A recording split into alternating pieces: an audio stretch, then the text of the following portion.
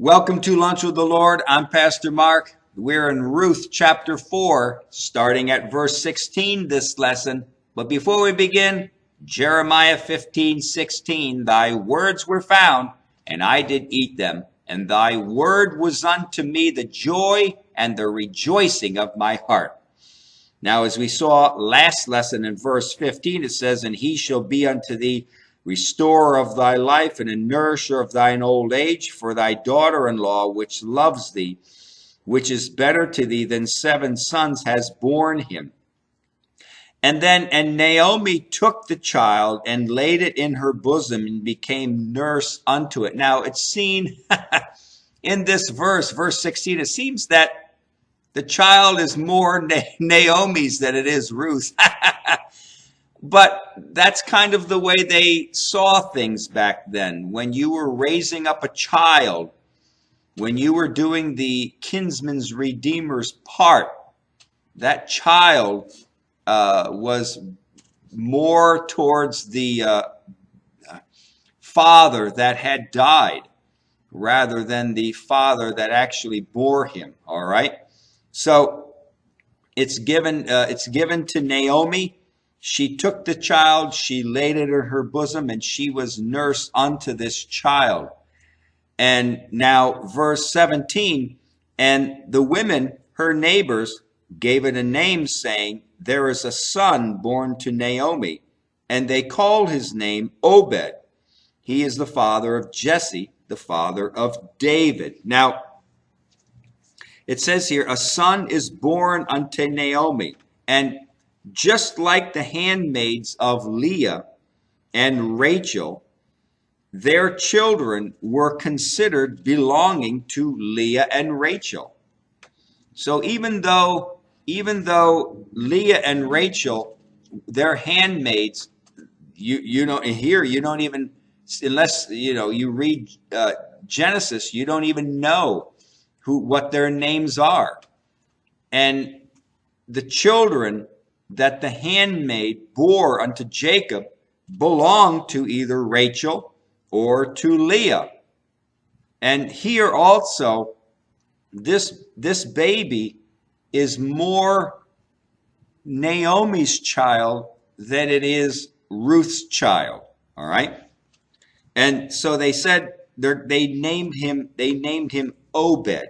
Now, the name Obed means serving. And it means a serving one or a servant. It does not refer to a servant of God. All right, this Hebrew name does not refer to one who is a servant of God. It's believed he was named Obed because of the service that he would give to Naomi. He would nourish her. He would care for her. He would comfort her. And he's already given her comfort in a sense, emotional nourishment. All right. So this is what they name him. They name him servant. Not because in a sense he's a servant of God, although he may end up being that in his life. But he's more of a servant to Naomi in providing for her and nourishing her and caring for her. All right.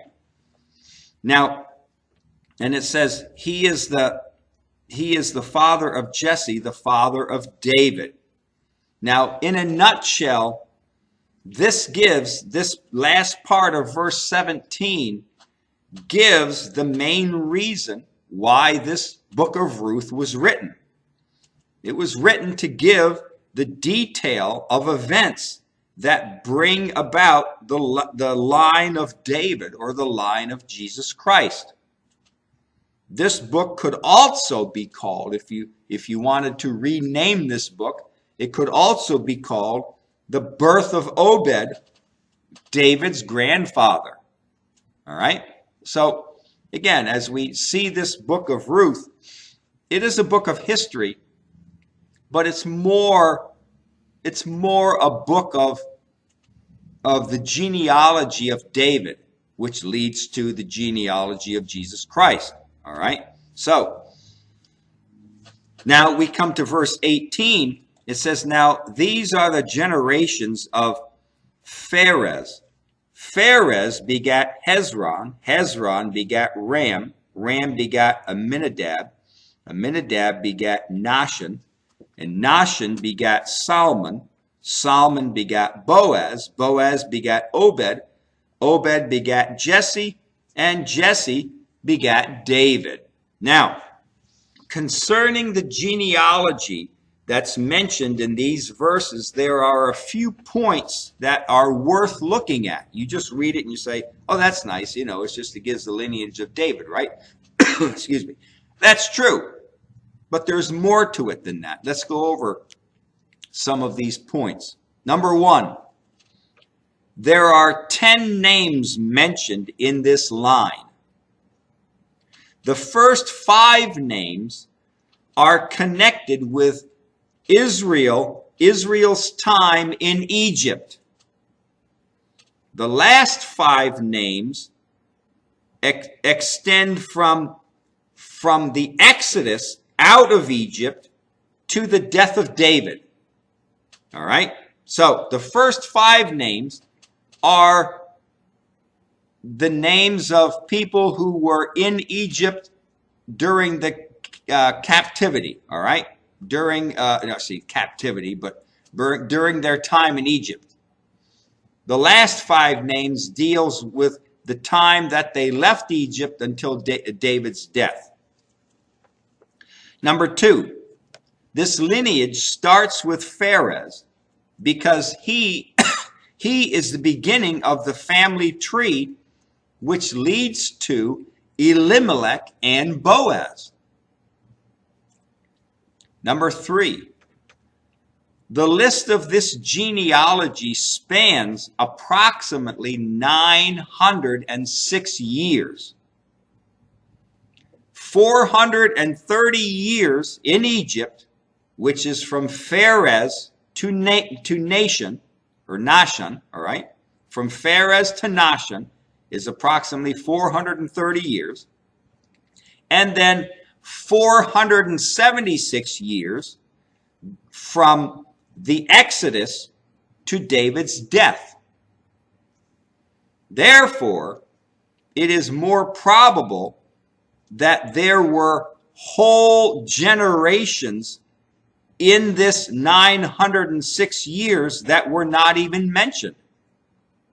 So it's possible that, excuse me, that there's from Pharez to David, there's 10 names here mentioned, right? There's 10 names mentioned in the list, but there's probably a whole bunch more that are being left out in this lineage. It's giving the highlighted names. That's what we're saying. Number 4, Amminadab was Aaron's father-in-law. Aaron married Elisha, Amminadab's daughter. Number 5, Salmon in verse 20 says, and Amminadab begat Nahshon, and Nahshon begat Salmon. Now, Salmon married Rahab the harlot of Jericho in Matthew chapter 1 verse 5, right? Salmon married Rahab the harlot. Now, again, as I'll say it again, I don't believe that she continued being a harlot. Once, I believe when he married her, she didn't do that anymore, all right? So though she was called Rahab the harlot, does not mean she was that way. She did it for her whole life, all right? Some commentators think that possibly that Salmon was one of the 2 spies that was sent out to spy Jericho, whom Rahab hid. Remember, Rahab hid the 2 spies? And then they left and went back to the children of Israel and gave the report, right, of Jericho. It's possible that Solomon was one of those 2 spies and that Solomon met Rahab in Jericho, right? And lastly, number 6, This specific genealogy is mentioned 4 times in Scripture. You may not realize this. I didn't realize it until I studied it. But this specific genealogy in verses 18 through 22 is mentioned 4 times in Scripture. Here in Ruth 4:18 to 22. It's also mentioned in 1 Chronicles 2, verses 10 through 12. It's mentioned in Matthew chapter 1, verses 3 through 6. And it's mentioned lastly in Luke chapter 3, verses 32 and 33. Now, I want to conclude these lessons on the book of Ruth with a few thoughts, okay? Although there are many lessons that we can learn from the book of Ruth, I want to focus on 2 main lessons that we can learn from this book of Ruth. Number 1, if you remember from the beginning of this book, we saw that this book begins during a famine in the land. And the famine was probably because of sin and rebellion during the time of the judges. But even in the midst of Israel's sin and rebellion, there were people who did love God and follow God truly. As God preserved a remnant in Israel, so today he has a remnant of believers who will stand for him in the midst of the sinful, rebellious world.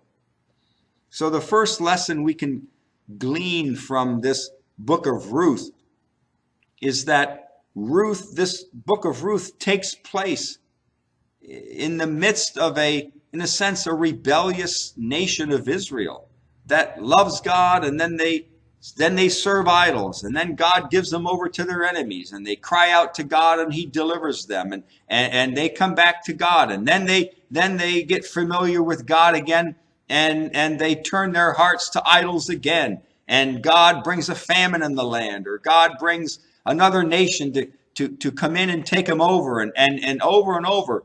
But the book of Ruth is just a snapshot of that, basically saying, not everybody in Israel was bad. Not everybody in Israel was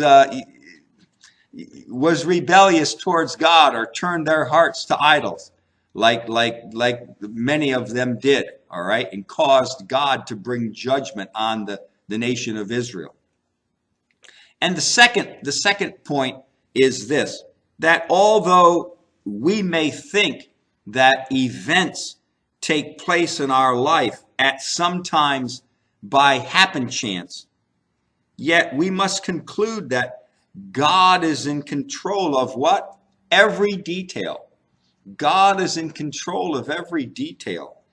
And if God knows the numbers of hairs on our head and the number of steps that we take, and if he knows our thoughts afar off, then how can we doubt that God oversees every detail of our life? The person we marry, the place we live in, the car that we buy, the job that we have. God was working in every detail of Naomi and Ruth's life to bring them to this point. And it says here in Psalm, we went over this lesson or two ago, Psalm 37, verse 5, it says, commit your way unto the Lord. Trust also in him, and he shall bring it to pass. Verses 23 through 25, the steps of a good man are ordered by the Lord, and he delighteth in his way. Though he fall, he shall not be utterly cast down. Why? For the Lord upholdeth him with his hand. I have been young and now am old, yet have I not seen the righteous forsaken, nor his seed begging bread.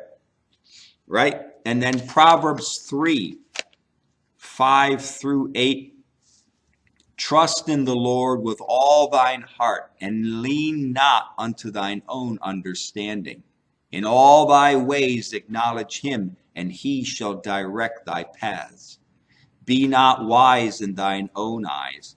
Fear the Lord, and depart from evil. It shall be health to thy navel, and marrow to thy bones. Right? You know, God watches over our life.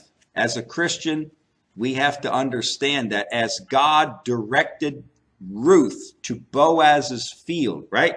As God was working in Naomi's life, even in Moab, bringing her Ruth.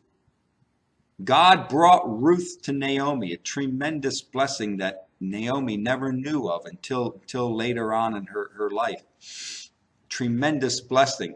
God was directing their steps. He was watching and protecting them and guiding them and providing. And in the end, God gives them a baby in the line, in the lineage of Jesus Christ, right?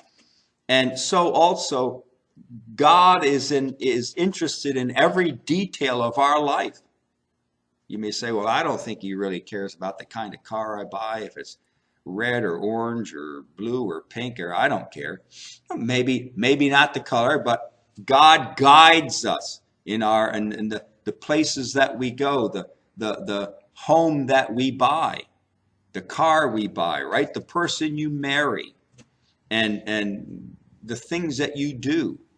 And so God is interested in every single detail of our life. You know, it's not like we can wake up in the morning and say, God, it's Saturday morning. Take a break today. Yeah, I'll see you tomorrow morning at church, right? Meet me there. I'll be okay. It's all right, God. I just got to do some shopping. I got to go maybe hit a movie tonight or whatever, that kind of thing. But just take a break. You can think about someone else. Go deal in other people's lives. I'll give you a rest, right? No. God is with us, and he's directly interested in every detail of our life. And like he was with Naomi and with Ruth, and guiding them and blessing them. All right, I hope you enjoyed these lessons on the book of Ruth. I know I enjoyed studying for them, and I learned a lot of new things also. And after this, we're going to be starting another new book of the Bible. I'm already starting to study for it and getting ready for it. But God bless you. Until next lesson, walk with the Lord. I know he walks with you.